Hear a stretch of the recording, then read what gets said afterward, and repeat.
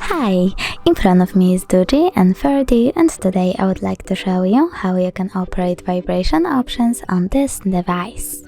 Firstly, open settings and tap on sound over here.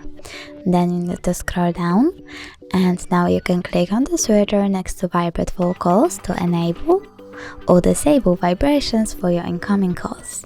After that, click on shortcut to prevent ringing and over here you can select the vibrate and go back.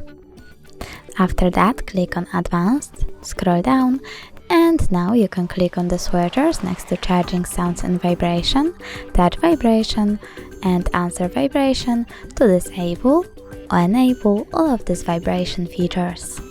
Thanks so much for watching. If you enjoyed this video, smash that like button, comment and don't forget to subscribe. Bye!